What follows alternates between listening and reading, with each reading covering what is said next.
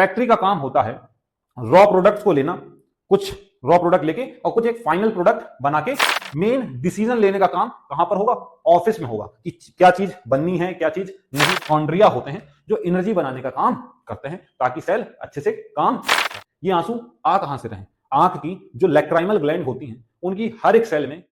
क्या आपने कभी सोचा है कि प्लांट्स में ऐसा क्या होता है कि वो हमारी तरह सजीव होते हुए भी इतनी टफ कंडीशंस को झेल लेते हैं?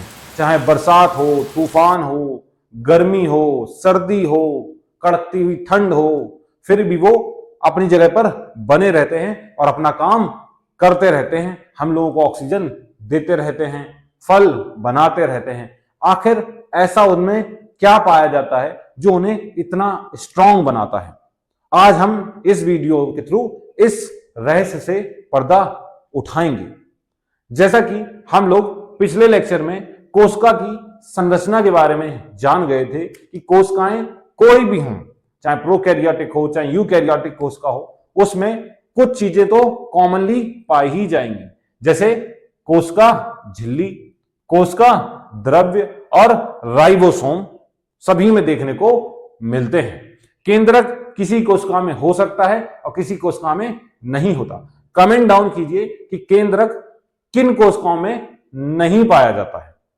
आज हम लोग बात करेंगे बेटा कोशिका भित्ति, सेल वॉल के बारे में। हाँ, ये वही स्ट्रक्चर है जो प्लांट्स को इतनी स्ट्रेंथ देता है, जो वो इन टफ कंडीशंस में भी एक ही जगह पर बने रहते हैं। सेल वॉल, नाम से समझ में आ रहा है, सेल की वॉल, कोशिका की वॉल। जैसे ये कोशिका है, इसके चारों ओर एक दीवार बना दी जाए जो इसको एक्सपेंड होने से रोके, फटने से रोके। जैसे आप इमेजिन कीजिए, आप साइकिल चलाते ही होंगे, तो साइकिल में बाहर एक टायर होता है और अंदर ट्यूब होता है। ट्यूब समझिए कोशिका झिल्ली है और वो टायर जो है वो कोशिका भित्ति है, सेल वॉल है। अगर आप अकेला ट्यूब को बाहर निकाल के हवा भरते रहें तो फूलता जाएगा, फूलता जाएगा, फूलता जाएगा और एक अल्टीमेट फट जाएगा। लेकिन जब वो टायर से कवर होता है तो जब आप हवा भरते हैं तो टायर उस पर एक बाहर से प्रेशर लगाने का काम करता है, ज्यादा एक्सपेंड नहीं होने देता, जैसे ट्यूब नहीं फटता। नए टायर और नए ट्यूब की बात कर रहे हैं। पुराना टायर होगा तो फट भी सकता है क्योंकि वो घिस जाता है। तो जनरली वो एक दीवार है जो उसको ज्यादा एक्सपेंड होने से बचाती है। ठीक उसी प्रकार से पौधों में भी, पौधे, कुछ बैक्टीरिया, कवक, इनमें कोशिका भित्ति पाई जाती है जो उसकी सेल को एक्सपेंड होने से बचाती है और उसको मैकेनिकल स्ट्रेंथ प्रोवाइड करती है, जो उसको क्षमता प्रदान करती है इस नेचर में सरवाइव करने के लिए। आइए जानते हैं कोशिका भित्ति किन किन में पाई जाती है। जैसे कोशिका भित्ति पौधों में होती है, कवक में भी पाई जाती है, कवक जैसे मशरूम हो गया, फंगस होता है, और जीवाणुओं में भी देखने को मिलती है। जीवाणु, बैक्टीरिया में भी सेल वॉल होती है। फिगर बनाया था प्रोकैरियोटिक सेल का, उस पर सेल वॉल बनाया हुआ था, तो उसमें भी देखने को मिलती है। प्लांट्स में भी होती है। इनमें ये कुछ केमिकल्स की बनी होती है जो आपसे डायरेक्टली पूछ लिए जाते हैं, इंपॉर्टेंट है, आपको कॉपी में नोट डाउन करना है। प्लांट्स में जो कोशिका भित्ति होती है वो सेलुलोज की बनी होती है, सेलुलोज केमिकल की बनी होती है। फंगस में जो सेल वॉल होती है वो काइटिन केमिकल की बनी होती है। और जो जीवाणु हैं, बैक्टीरिया हैं, उनमें जो सेल वॉल देखने को मिलती है वो पेप्टिडोग्लाइकन केमिकल की बनी होती है। आपको कवक और जीवाणु की याद रखनी है, इस पे हमको ज्यादा बात नहीं करनी। हमको बात करनी है पौधों की कोशिका भित्ति किसकी बनी होती है? सेलुलोज की बनी होती है। आखिर ये सेलुलोज क्या होता है? सेलुलोज एक जटिल कार्बोहाइड्रेट है, जटिल कार्बोहाइड्रेट है जो ग्लूकोज की लंबी चेन से बना होता है, ग्लूकोज की लंबी श्रृंखला से बना होता है, लंबी चेन से बना होता है। जितने भी प्लांट्स हैं, जितने भी प्लांट्स हैं, हरे भरे देखने को मिले या फिर कुछ भी देखने को मिले, उनकी जो हर एक सेल होगी उसमें सेल वॉल पाई जाती है जो सेलुलोज केमिकल की बनी होती हैं। इसमें आगे चल के और भी केमिकल्स डिपोजिशन हो जाते हैं जिससे और स्ट्रॉन्ग ये बन जाती है। आप कोई भी जैसे हरे पत्ते वाली सब्जी खाते हैं, पालक खाते हैं, धनिया खाते हैं, उनमें भी सेल वॉल होता है, लेकिन उनका जो सेल वॉल है वो फ्लेक्सिबल टाइप का होता है। जनरली नई सेल्स होती हैं, लिविंग सेल्स होती हैं, तो अलग प्रकार का होता है। सेलुलोज के बारे में कहा जाता है कि सेलुलोज का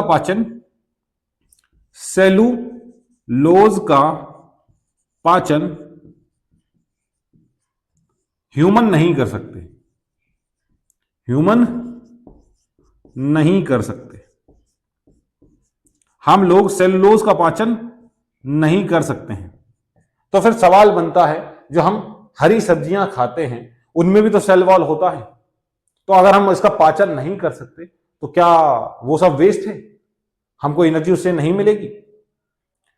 आंसर है, जो हम हरी पत्तियां खाते हैं उनमें सेलुलोज के अलावा भी सेल के अंदर बहुत सारी चीजें होती हैं, विटामिन होते हैं, मिनरल्स होते हैं, जो हमारी बॉडी के लिए बहुत ज्यादा जरूरी होते हैं, तो वो हम लोग यूज कर लेते हैं। बाकी जो अनडाइजेस्टेड सेलुलोज है उसको शरीर से बाहर निकाल दिया जाता है। ये सेलुलोज पाचन करके एनर्जी तो नहीं देगा, लेकिन हमारी गट को हेल्दी रखता है, हमारी गट को हेल्दी रखता है। गट मतलब जो आंत वाला पार्ट होता है, छोटी आंत, बड़ी आंत, यहां पर उसको हेल्दी रखने का काम कौन करता है? सेलुलोज करता है।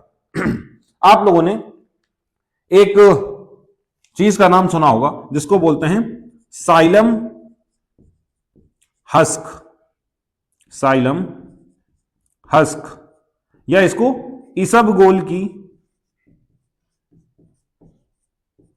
भूसी भी कहा जाता है। देखा होगा दादी बाबा या फिर कोई एजेड पर्सन जो हो, उनको अगर डाइजेशन की प्रॉब्लम होती है तो इसबगोल की भूसी आती है, पाउडर आता है, उसको पानी में, गर्म पानी में घोल के पिला दिया जाता है। उससे कोई एनर्जी नहीं मिलती, वो बस गट में जाके उसको क्लीनिंग करने का काम करता है। वैसे ही सेलुलोज भी करता है। तभी सजेस्ट किया जाता है कि हम लोगों को ग्रीन वेजिटेबल्स खाने चाहिए, फाइबरस फूड खाने चाहिए, जिससे हमारी गट हेल्दी रहे।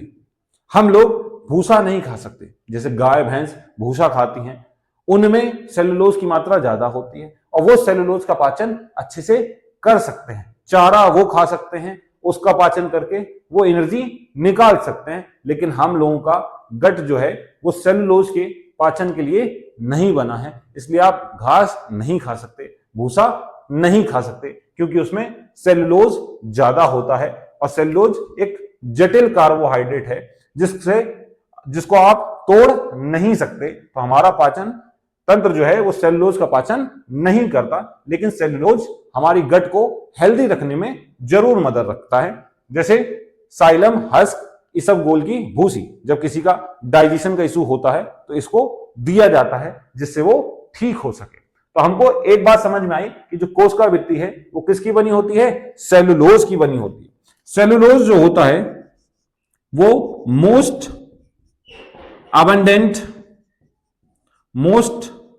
अबंडेंट ऑर्गेनिक मटेरियल है, ऑर्गेनिक मटेरियल है ऑन अर्थ,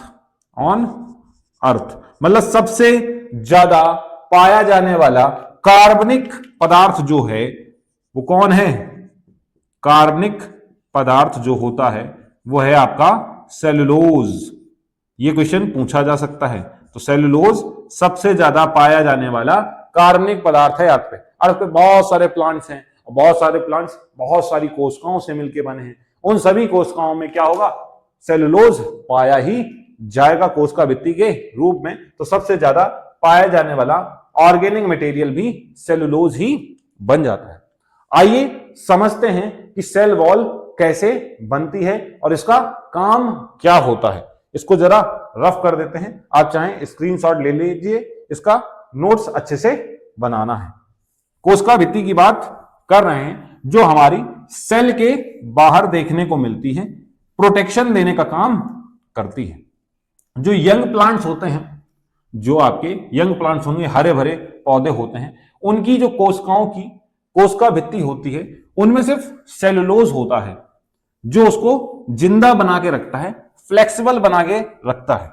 लेकिन जैसे जैसे प्लांट्स ग्रो करते जाते हैं और बड़े हो जाते हैं, तो आपने देखा होगा उनका तना जो है ब्राउन कलर का हो जाता है, ज्यादातर पार्ट डेड हो जाते हैं, क्योंकि उसमें कोशिका भित्ति में और भी चीजें जमा हो जाती हैं, जैसे सुबेरिन वगैरह जमा हो जाएगा, सेकेंडरी सेल वॉल बनेगी, जो चीजों को इम्परमिएबल कर देती है, अपारगम्य कर देती है, जिससे कोशिका के अंदर कोई भी चीज नहीं आ सकती और फिर वो डेड हो जाता है। लेकिन प्राइमरी सेल वॉल जो होता है वो कोशिका को लिविंग बनाए रखता है, फ्लेक्सिबल होता है, ताकि सेल जिंदा रह सके और बहुत सारे काम कर सके। जैसे एक मैं प्लांट सेल ही बना देता हूं, कोई भी ये समझिए, जो कोशिका भित्ति है वो सेल के अंदर से ही निकलने वाले मटेरियल से बनती है। वॉल बनाना इस प्रकार से जरा समझ सकते हैं, जैसे आप समझिए, आपका एक ये घर है, आपका मान लीजिए ये एक घर है, और ना चाहते हुए भी आपके और आपके भाई के बीच में पार्टीशन हो रहा है, या कुछ भी ऐसे जनरली खेल खेल में हम लोग जैसे बंटवारा कर लेते हैं, पार्टीशन कर लेते हैं, तो उसमें क्या करते हैं, अगर बोलना हो, जैसे आपका और आपका भाई या बहन से थोड़ी सी लड़ाई हो गई, कुछ भी हो गया, तो बोलने लगते हैं ना कि इतना हिस्सा मेरा रहेगा, इतना तुम्हारा रहेगा, इतना अपना यूज करो, इतने में नहीं आना है, ऐसा कर लेते हैं ना जनरली। वैसे ही सेल वॉल के बारे में समझते हैं। ये एक प्रकार की सेल है, या आपका रूम है, इसको दो भागों में बांटना है। तो आप सबसे पहले क्या करेंगे, एक समझिए दो घरों में दो परिवार हैं, उनके बीच में थोड़ी सी लड़ाई हो गई, बंटवारा होने लगा, उनको घर को बांटना है इस प्रकार से कि बराबर बराबर चीजें आ जाएं। तो वो क्या करेंगे, बीच में एक लाइन खींचेंगे सबसे पहले कि भाई ये बाउंड्री है, इतना पोर्शन तुम्हारा, इतना तुम्हारा। ऐसी ही सेल भी एक बीच में लाइन खींचती है, जिसको बोल दिया जाता है मिडिल लैमेला। पढ़ा था, मिडिल लैमेला बनाने का काम करता है। सेल के अंदर से ही ये सारी चीजें हो रही हैं, इसने यहां से बना दी, इसने यहां से बना दी। इसके बाद क्या होगा, उस जो आपने लाइन बनाई है उसमें आप बोरियां या ईंटें वगैरह रखना चालू करेंगे, जिससे आपकी एक कच्ची दीवार सी बन जाएगी। मान लीजिए ये एक, इन्होंने इस साइड से बना ली दीवार और इन्होंने इस साइड से दीवार बना ली, दोनों साइड से दीवारें बनी है, अंदर से ही बनी है। इसको बोलते हैं बेटा प्राइमरी सेल वॉल। क्या बोला जाता है, प्राइमरी सेल वॉल बोला जाता है। प्लांट वाला जब पढ़ा रहा था फिगर, तो दिखाया था मिडिल लैमेला के अगल बगल सेल वॉल होती हैं, तो मिडिल लैमेला दो सेल वॉल को जोड़ने का काम करता है। वैसे ही ये जो प्राइमरी सेल वॉल है ये कच्ची होती है। जैसे आपका एक दीवार बना है, अभी जस्ट बना हुआ है, तो आप उसको धक्का देके तोड़ सकते हैं, फ्लेक्सिबल होती है। वैसे ही ये भी फ्लेक्सिबल होती हैं प्राइमरी सेल वॉल। लेकिन जैसे जैसे प्लांट्स मैच्योर होते हैं, और ये इन्होंने अब क्या किया, नॉर्मल दीवार बनी थी, अब इन्होंने क्या किया, बढ़िया से एक इन्होंने इस साइड से प्लास्टर करवाना चालू कर दिया, बढ़िया टाइल्स साइल्स लगा के प्लास्टर करवा दिया, जिससे हर चीज बंद हो जाए, कोई भी चीज आए जाए ना। जैसे ये बोर्ड है, इसके ये पीछे दीवार है, पूरा बंद है। कैसी है, बंद है, इसके आर पार चीजें नहीं जा सकती, क्योंकि पूरा अच्छे से प्लास्टर हो रखा है। ऐसे ही यहां पे भी इन्होंने प्लास्टर करवा दिया।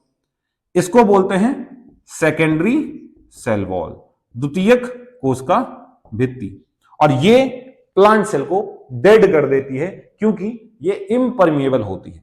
तो जो मैच्योर हो जाते हैं प्लांट, विकसित हो जाते हैं पौधे, उनमें सेकेंडरी सेल वॉल देखने को मिलती है। वैसे जो हरे भरे होंगी, पत्तियां हरी दिख रही हैं, तना हरा दिख रहा है, तो उनमें प्राइमरी सेल वॉल ही पाई जाती है। ये फ्लेक्सिबल होती हैं और ये इनफ्लेक्सिबल है, चीजों को अंदर नहीं जाने देती है। समझ में आया? जैसे रूम का बंटवारा किया, वैसे ही सेल भी अपने दोनों बंटवारे कर लेती है अंदर से ही। अब ये मटेरियल भेज कौन रहा था?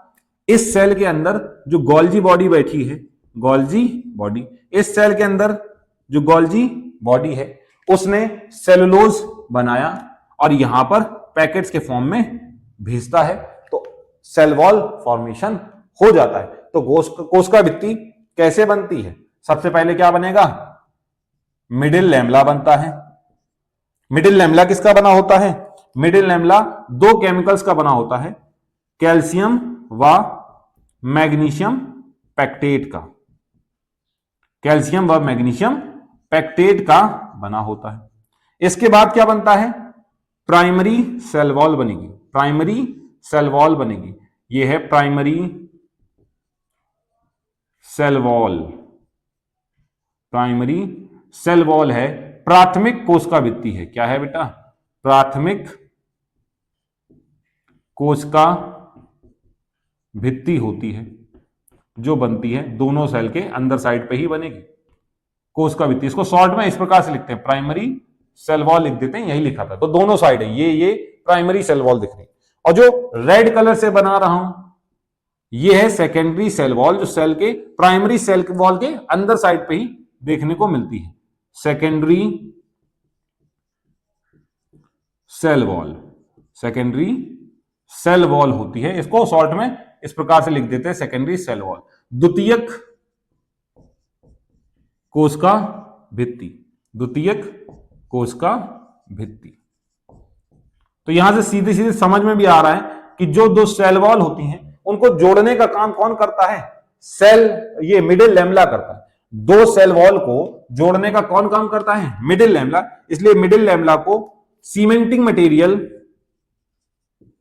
सीमेंटिंग मटेरियल भी कहा जाता है। जिस प्रकार से दो ईंटें जो हैं, ईंटें समझो नॉन लिविंग हैं, उनको जोड़ना है तो आपस में चिपके नहीं रहेंगे, उसी प्रकार से सेल वॉल भी नॉन लिविंग होती हैं, डेड होती हैं, ये ऐसे आपस में चिपक नहीं सकती नॉर्मली। तो कुछ चिपकाने वाली चीज चाहिए, तो वह है मिडिल लैमेला, जिसको चिपका के रखती है। तो यहां पे हम और क्या लिख सकते हैं, क्या बता सकते हैं कि जो यंग प्लांट्स होते हैं, यंग प्लांट्स होते हैं, ग्रीन प्लांट्स होते हैं, ग्रीन दिख रहे होंगे, ग्रीन पार्ट्स दिख रहे हैं, उनमें प्राइमरी सेल वॉल पाया जाता है, प्राइमरी सेल वॉल पाया जाता है जो फ्लेक्सिबल होता है। कैसा होता है? फ्लेक्सिबल होता है, परमिएबल होता है, परमिएबल है, पारगम्य है चीजों के लिए। जिस प्रकार से आपका ये सेल को मैंने बोला था एक फैक्ट्री समझिए। क्या समझिए? फैक्ट्री। फैक्ट्री में जैसे चारों तरफ वॉल होती हैं, बाउंड्री होती हैं, वैसे ही सेल के भी चारों ओर बाउंड्री है, उसको ही सेल वॉल कह रहे हैं। अब फैक्ट्री की बाउंड्री कोई भी पार कर सकता है, कूद के, फांद के, वैसे ही सेल वॉल भी परमिएबल होती है। बहुत सारी चीजें जो हैं वो इसके आर पार निकल जाती हैं, कोई दिक्कत नहीं होती। लेकिन जो मेन गेट होता है फैक्ट्री का, जहां गार्ड बैठे होंगे, आपकी जांच होगी कौन जा रहा है कौन नहीं जा रहा है, तो वहां पर वो सेल मेम्ब्रेन जैसा काम करने लगता है, चीजों को जान पहचान के ही अंदर भेजेगा। लेकिन सेल वॉल जो होता है वो कैसा होता है? परमिएबल होता है। वो भी कौन सा? प्राइमरी सेल वॉल ही परमिएबल होता है। आपका जो सेकेंडरी सेल वॉल होता है, ये सेकेंडरी सेल वॉल, ये जो होता है वो इम्परमिएबल होता है, इम्परमिएबल है, अपारगम्य होता है, किसी को भी अंदर नहीं जाने देता। अब किसी को भी अंदर नहीं जाने देगा तो सेल के अंदर मटेरियल पहुंचेंगे नहीं, और मटेरियल पहुंचेंगे नहीं तो फिर वो जीवित नहीं रहती। तो ऐसी सेल जो हो जाती है, तो मैच्योर प्लांट की, मैच्योर प्लांट की सेल्स डेड हो जाती हैं। कैसी हो जाती हैं? डेड हो जाती हैं। ये स्ट्रेंथ प्रोवाइड करता है। क्या कर रहा है? स्ट्रेंथ प्रोवाइड करता है। आप जैसे सोचिए कोई छोटा सा प्लांट है, जैसे धनिया का छोटा पौधा है, आप उसको झट से उखाड़ सकते हैं, ज्यादा ताकत नहीं लगेगी। उसमें सारी लिविंग सेल्स थी, फ्लेक्सिबल सेल्स थी, ज्यादा मजबूती नहीं थी। लेकिन जब वो नॉर्मल छोटा सा आम का पेड़ भी है, उखाड़ सकते हो, लेकिन जब वो बड़ा हो जाता है, उसका तना मोटा हो जाएगा, बहुत सारी सेल्स डेड हो जाएंगी, तो उसमें स्ट्रेंथ ज्यादा आ जाती है, मजबूती ज्यादा आ जाती है। उसको आप अब हाथ से नहीं उखाड़ सकते, आपको मशीन का उपयोग करना पड़ेगा। तो वही है, ये इम्परमिएबल होती हैं, अपारगम होती हैं, मैच्योर प्लांट की सेल्स डेड हो जाती हैं, जो स्ट्रेंथ प्रोवाइड करती हैं, स्ट्रेंथ प्रोवाइड करती हैं। सेल वॉल का ये काम होता है। सेल वॉल का क्या काम है? स्ट्रेंथ प्रोवाइड करना। क्या प्रोवाइड करना? स्ट्रेंथ प्रोवाइड करना। दूसरा और क्या काम होता है, यहां पे लिख देता हूं। दूसरा होता है बेटा टर्जिडिटी मेंटेन करना, टर्जिडिटी देना। टर्जिडिटी का मतलब क्या है? अभी बताया था, जैसे आप साइकिल में हवा भर रहे हैं और बाहर टायर है, तो टायर क्या करता है? वो ट्यूब को फैलने से रोकता है। इसी प्रकार से जो प्लांट की सेल वॉल होती है, जैसे प्लांट की एक मैं सेल बना देता हूं, एक ऐसी, ये प्लांट की सेल वॉल है, अंदर सेल मेम्ब्रेन है। अंदर क्या है? सेल मेम्ब्रेन है। जब भी इसमें वाटर जाएगा, वाटर अंदर जाएगा, तो ये फूलेगी और फूल के बस यहां तक ही पहुंच सकती है, सेल वॉल तक। इसको क्रॉस नहीं कर सकती, क्योंकि चारों तरफ से क्या लगेगा? एक प्रेशर लगेगा, जिससे ये फैल नहीं पाएगी। तो सेल वॉल प्लांट सेल को टर्जिडिटी देने का काम करता है।